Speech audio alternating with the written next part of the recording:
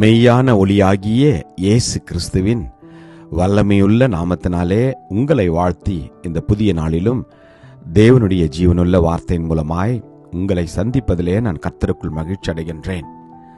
மத்தேயு 20:28 அப்படியே மனுஷகுமாரனும் ஊழியம் கொள்ளும்படி வராமல் ஊழியம் செய்யவும் அநேகரை மீட்கும் பொருளாகவும் தம்முடைய ஜீவனை கொடுக்கவும் வந்தார் என்றார்.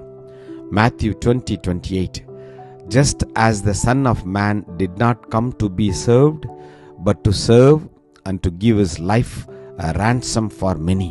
Amen. கர்த்தருடைய நாமம் மகிமைப்படுவதாக.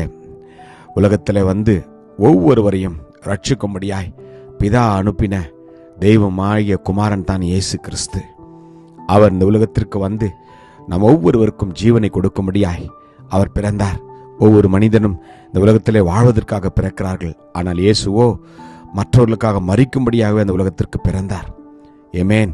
அந்த நல்ல இயேசுவை இந்த நாளிலே நாம் தம்முடைய இருதயத்தில் ஏற்றுக்கொண்டு அவருடைய பாதையில் நாம் நடப்போம். தேவன் உங்களுக்கும் எனக்கும் நித்திய ஜீவனை கொடுக்கும்படியாய் தன்னுடைய ஜீவனை கொடுத்திருக்கிறார். அவரில் நீங்கள் நானும் பிழைத்திருக்கும்படியாய் அவர் நமக்காக பலியானார். உங்களுக்காகவும் எனக்காகவும் பாவத்திற்கு பலியாகிய அவர் நம்முடைய பாவங்களை அவர் ஏற்றுக்கொண்டு நமக்காக அவர் சிலுவையிலே அடிக்கப்பட்டு நமக்காக அவர் அடக்கம் பண்ணப்பட்டு உயிர்த்தெழுந்தார். பிதானுடைய வலது பார்சத்தில் இன்னும் பரிந்து பேசிக் கொண்டிருக்கின்றார். எதற்காக? நீங்களும் நானும் நித்திய ஜீவனுக்குள் பிரவேசிக்க வேண்டும் என்பதற்காகவே தான்.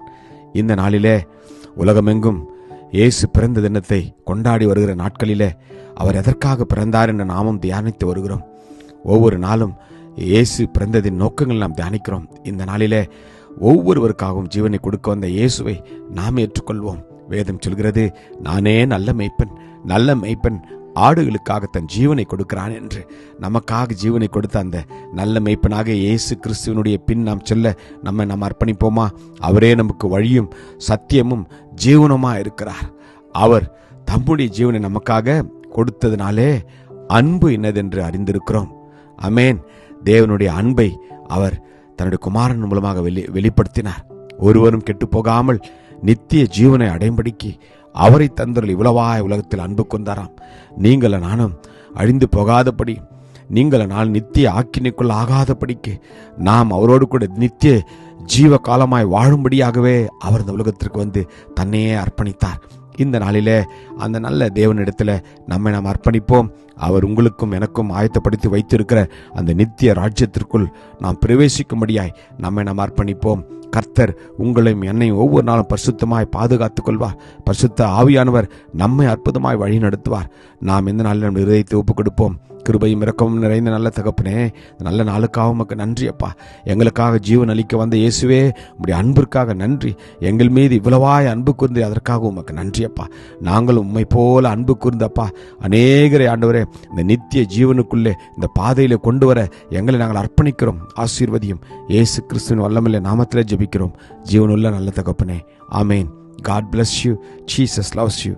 Amen.